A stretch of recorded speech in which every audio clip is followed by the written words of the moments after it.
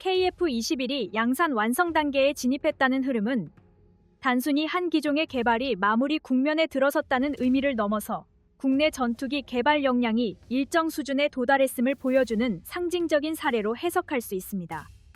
전투기 개발 과정에서 가장 까다로운 구간은 시험 비행이 끝난 이후 실제 양산 기준을 충족시키는 단계입니다. 이 시점부터는 개별 기체의 성능보다 동일한 기준을 반복적으로 만족시킬 수 있는 생산 품질과 관리 능력이 더욱 중요해집니다. KF-21은 이 구간을 비교적 안정적으로 통과하고 있으며 이는 국내 항공산업 전반이 단순 제작 수준을 넘어 체계적인 관리 단계에 들어섰음을 의미합니다. 공군 인도가 가시권에 들어왔다는 점은 전략적인 측면에서도 의미가 큽니다. 전투기는 단순히 보유 대수를 늘리는 장비가 아니라 주변 안보 환경과 연계해 운용 개념이 함께 발전해야 하는 자산입니다. KF-21이 실제 부대에 배치되면 기존 전투기들과의 역할 분담, 임무 영역 설정, 작전 반경 운용 방식까지 함께 재정비될 수 있습니다. 이는 공군이 단기 대응 위주의 전력 운영에서 벗어나 보다 장기적인 시야에서 전력 구조를 설계할 수 있는 여지를 넓혀주는 변화로 이어집니다. KF-21과 관련된 긍정적인 사례로는 시험과 양산 준비 과정에서 국내 기술 축적이 단절없이 이어지고 있다는 점을 들 수 있습니다. 기체 구조 설계, 비행 제어 특성 조정, 장비 통합 과정에서 축적된 데이터와 경험은 단순히 현재 기체에만 머무르지 않습니다. 이러한 자산은 향후 개량형 개발이나 차기 전투기 사업으로 자연스럽게 이어질 수 있는 기반이 됩니다. 이는 개발 성과가 일회성에 그치지 않고 연속적인 발전 흐름으로 이어질 수 있음을 보여주는 부분입니다. 반대로 해외 전투기 사업에서는 양산 단계에 들어선 이후에도 기본적인 성능 조정이 장기간 이어지면서 초기 배치 물량이 제한적인 임무만 수행하도록 운용된 사례가 존재합니다. 이로 인해 도입국은 완전한 전력화를 기대했음에도 불구하고 상당 기간 동안 제한된 전력만을 활용해야 했습니다. 이러한 상황은 도입 비용 대비 효용에 대한 내부 평가를 어렵게 만들고 후속 물량 도입 결정에도 부담으로 작용했습니다. KF-21은 시험 단계에서부터 실전 운용을 염두에 둔 점검을 지속해왔다는 점에서 이러한 흐름과 일정한 차이를 보이고 있습니다. 양산 완성 단계 진입은 방산 산업 생태계 측면에서도 중요한 의미를 갖습니다. 이 단계에서는 기체 제작뿐 아니라 부품 공급 안정성, 품질 검사 기준, 생산 일정 관리가 동시에 맞물려 돌아가야 합니다. KF-21은 국내 업체들이 이러한 역할을 분담하며 참여하고 있고 이를 통해 단순 하청 구조가 아닌 협력 기반의 생산 환경이 유지되고 있습니다. 이는 향후 유지 보수와 성능 개선 과정에서도 국내 산업이 주도적인 역할을 할 수 있는 토대가 됩니다. 국뽕 요소를 과하지 않게 짚자면 KF-21이 2단계에 도달했다는 사실은 그 자체로 이미 충분한 의미를 지닙니다. 전투기를 독자적으로 개발해 실전 배치 단계까지 끌어올릴 수 있는 국가는 세계적으로 극히 제한적이며 그 과정에서 요구되는 기술적 완성도와 관리 역량은 매우 높은 수준입니다. KF-21은 비교적 안정적인 흐름 속에서 양산 완성 단계에 진입했고 이는 국내 항공산업과 군 운용체계가 함께 성장해 왔음을 보여주는 결과라고 볼 수 있습니다. 앞으로 KF-21이 실제 공군 전력으로 자리 잡게 되면 2단계에서 축적된 경험은 운용 안정성과 향후 개량 속도에 그대로 반영될 가능성이 큽니다. 이는 전투기를 외부에서 도입해 사용하는 구조와는 다른 흐름이며 국내에서 직접 관리하고 발전시킬 수 있는 자산을 확보했다는 점에서 전략적 의미를 갖습니다. KF-21이 이른바 양산 완성 단계로 진입했다는 의미는 이 전투기가 더 이상 시험 성격이 강한 개발 기체에 머무르지 않고 실제 전력으로 사용될 수 있는 준비 수준에 도달했다는 점을 뜻합니다. 항공기 개발 과정에서 중요한 기준은 단순히 비행이 가능하다는 사실이 아니라 반복적인 성능 시험과 다양한 운용 조건에서 동일한 결과를 안정적으로 만들어낼 수 있는지 여부입니다.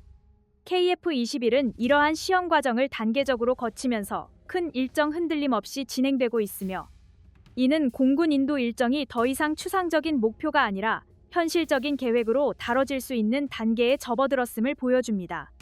특히 항공기 성능 시험이 비교적 순조롭게 이어지고 있다는 점은 전투기 개발 사업 전반에서 상당히 중요한 지표로 작용합니다. 전투기는 단순히 속도와 기동 성능만으로 평가되는 장비가 아니라 센서 운용 정확도, 항법 신뢰성, 비행 제어 특성, 조종사 부담도, 장시간 임무 수행 시 안정성까지 종합적으로 확인되어야 합니다. KF-21은 이러한 항목들을 하나씩 점검하며 시험을 이어가고 있고, 이 과정에서 치명적인 구조 수정이나 일정 전면 재조정이 필요하지 않았다는 점이 특징으로 평가됩니다. 이는 개발 초기 단계부터 양산과 실전 운용을 염두에 두고 기체 구조와 장비 구성을 설계해왔기 때문에 가능한 흐름이라고 볼 수 있습니다. 실전 배치, 즉 공군 인도가 현실화 단계에 접어들었다는 점은 운용 측면에서의 변화로도 이어집니다. 이제 KF-21은 개발 중인 전투기가 아니라 실제 부대 편성과 작전 계획 안에 포함시켜 검토할 수 있는 전력으로 인식되기 시작했습니다. 이는 조종사 전환 교육 일정, 정비 인력 배치 계획, 부대별 운용 시나리오까지 함께 움직이기 시작한다는 뜻이기도 합니다. 전투기 개발이 2단계에 도달하면 기술적 성공 여부를 넘어 공군 전체 운용 구조 안에서 어떤 역할을 맡게 될지에 대한 논의가 본격화됩니다. KF-21의 긍정적인 사례로 꼽을 수 있는 부분은 시험과 검증 과정에서 현실적인 운용 기준을 지속적으로 반영해 왔다는 점입니다. 일부 해외 전투기 사업의 경우 개발 과정에서 지나치게 많은 요구 조건을 한 번에 반영하려다 시험 일정이 크게 늘어지거나 양산 단계에서 문제점이 집중적으로 드러난 사례가 적지 않습니다. 그 결과 초기 배치 기체는 제한적인 임무만 수행하도록 운용되었고 완전한 전력화까지 오랜 시간이 필요했습니다. KF-21은 단계별 목표를 비교적 명확하게 설정하고 그에 맞춰 성능 확인과 시험을 진행해 왔다는 점에서 이러한 사례와 다른 흐름을 보이고 있습니다.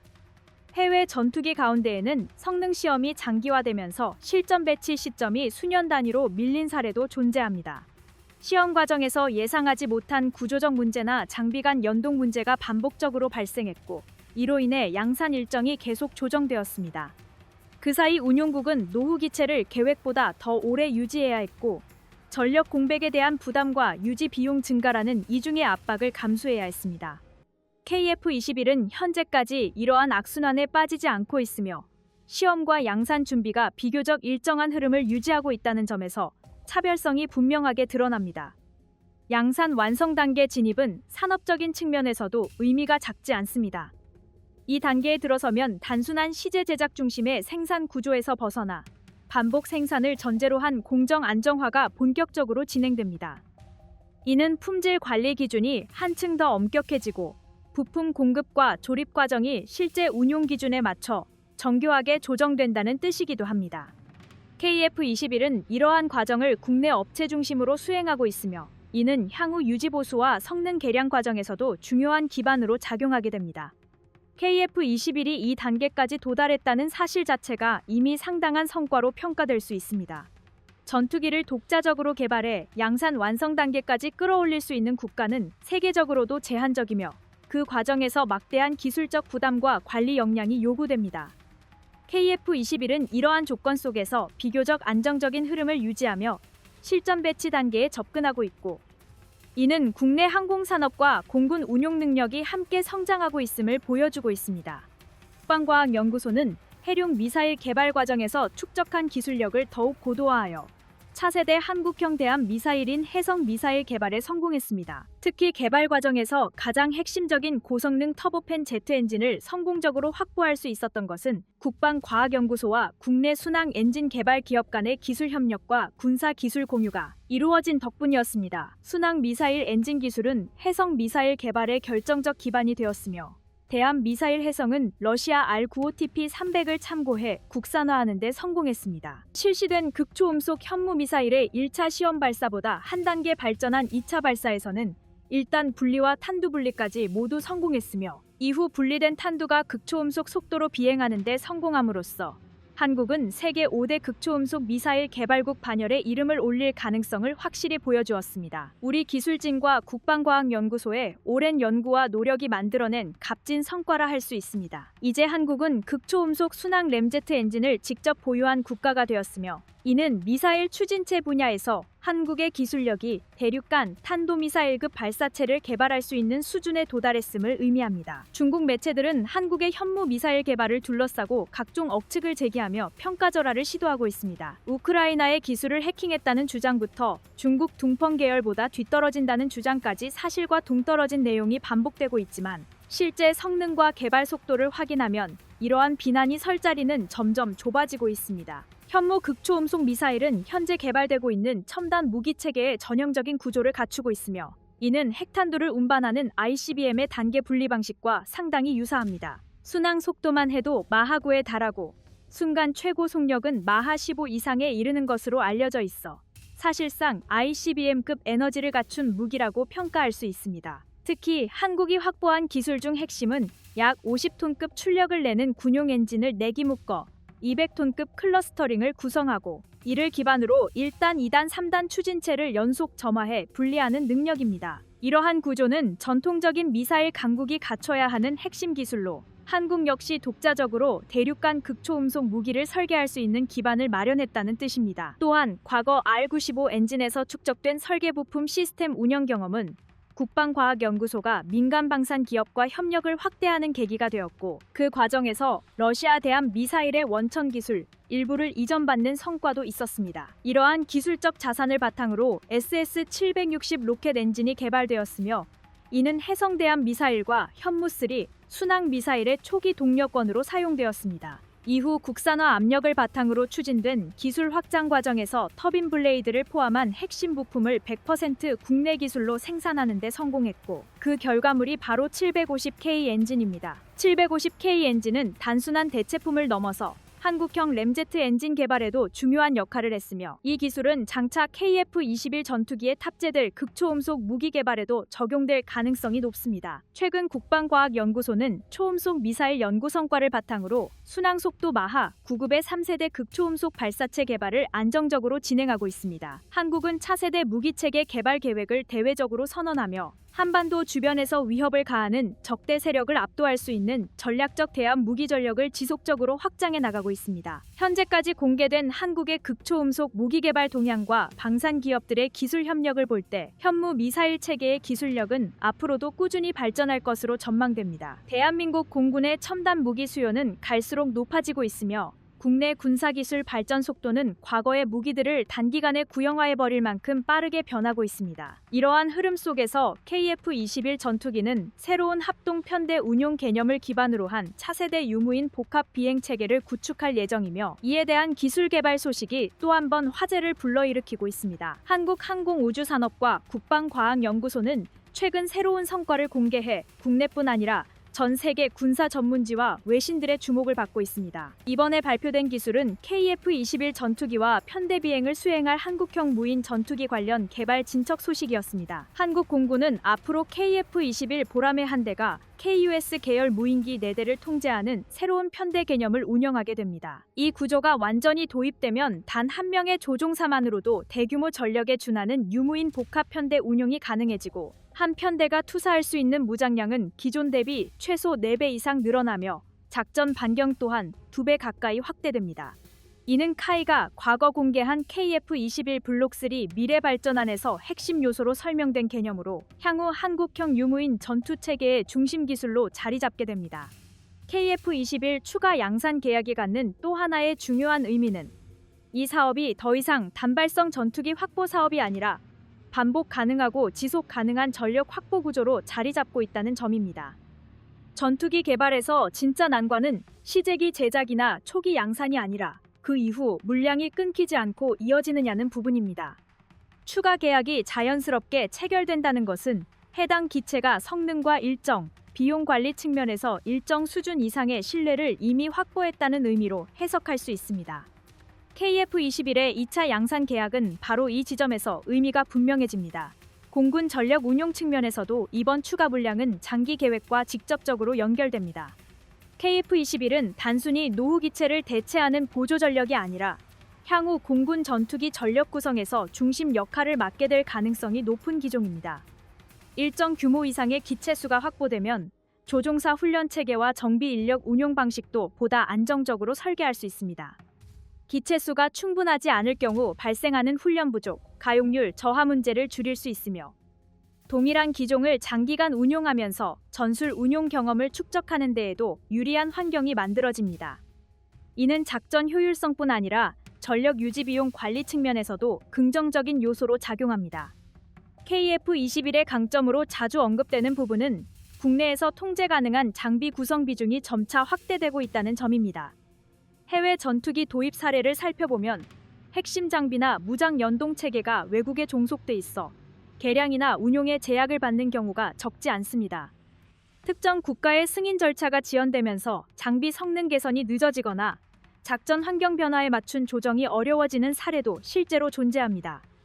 반면 KF-21은 국내 기술을 중심으로 한 장비 구성 비율이 높아 운용 과정에서 발생하는 요구사항을 비교적 빠르게 반영할 수 있는 여지가 큽니다.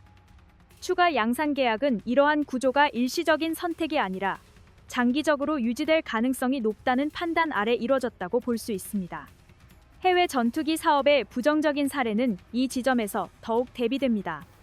일부 국가들은 야심차게 도입한 신형 전투기가 양산 단계에서 반복적인 성능 보완 작업에 들어가면서 실전 배치가 계속 늦어졌고 그 사이 전력 공백 문제가 발생했습니다. 또 다른 사례에서는 제작 단가가 초기 예상보다 크게 상승하면서 추가 물량 확보를 포기하거나 도입 대수를 축소할 수밖에 없는 상황에 놓이기도 했습니다. 이런 경우 기체 수 부족으로 인해 훈련과 실전 운용 모두에서 제약이 생기고 결과적으로 도입 효과 자체가 희석되는 문제가 나타납니다. KF-21은 현재까지 이러한 흐름과 거리를 유지하고 있으며 추가 계약을 통해 전력 규모를 계획적으로 확대하고 있다는 점에서 차별성이 드러납니다. 산업적인 측면에서도 이번 추가 양산은 의미가 큽니다. 방산 산업은 단기 성과보다 장기간 반복 생산 경험이 훨씬 중요한 분야입니다. KF-21의 추가 물량 확정은 조립 라인과 시험 인프라가 일회성으로 끝나지 않고 지속적으로 가동될 수 있는 환경을 만들어줍니다. 이는 곧 품질 관리 능력 향상으로 이어지고 동일한 작업을 반복하면서 발생하는 시행착오를 줄일 수 있는 기반이 됩니다. 이러한 축적 과정은 시간이 지날수록 기술 경쟁력으로 이어지며 국내 항공우주 산업 전반의 수준을 한 단계 끌어올리는 역할을 합니다. KF-21 사업에서 긍정적으로 평가할 수 있는 또 하나의 사례는 공군, 제작사, 협력업체 간의 소통 구조가 비교적 안정적으로 유지되고 있다는 점입니다.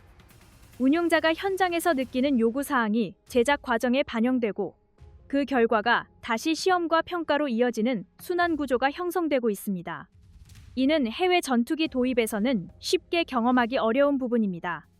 외국 기체의 경우 제작국의 우선순위에 따라 개량 일정이 조정되거나 소규모 운용국의 요구가 뒤로 밀리는 경우도 적지 않습니다. KF-21은 국내에서 운용되는 기체인 만큼 공군의 요구가 상대적으로 직접적으로 반영될 수 있고 추가 양산은 이러한 구조가 앞으로도 유지될 것임을 보여주는 사례라고 할 수 있습니다. 국제 방산 시장의 시선이 KF-21의 양산 진행 상황에 주목하는 이유 역시 여기에 있습니다. 전투기 수출에서 중요한 요소는 단순한 성능 수치가 아니라 해당 기체가 실제로 안정적인 생산과 운용이 가능한지 여부입니다. 추가 양산 계약은 KF-21이 실전 배치 가능한 전투기로서 현실적인 신뢰를 쌓아가고 있다는 증거로 작용합니다.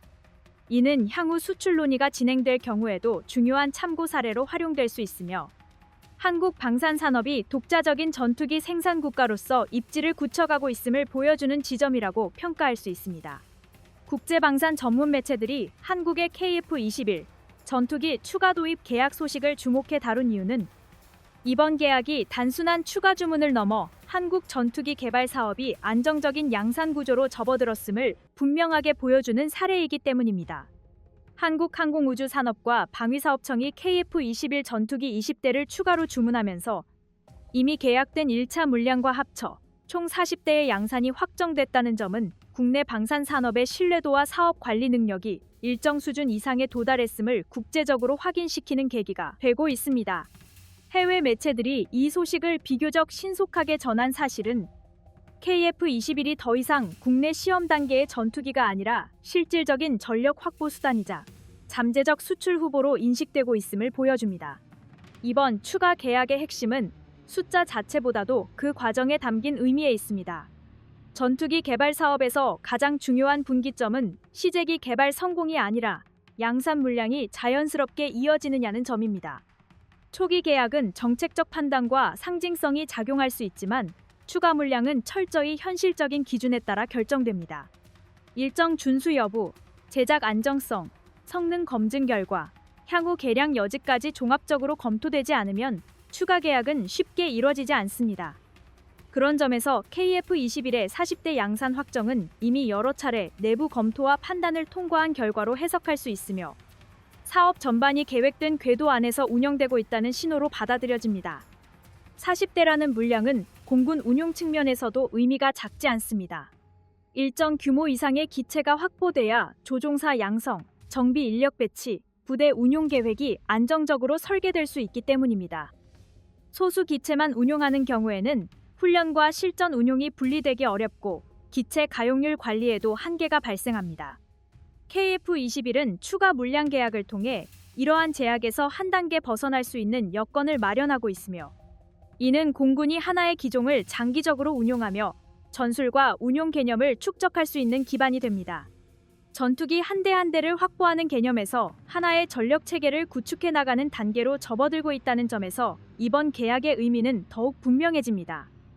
KF21의 긍정적인 사례로 평가할 수 있는 부분은 이러한 양산 확대가 개발 일정의 혼란이나 성능 문제 없이 진행되고 있다는 점입니다.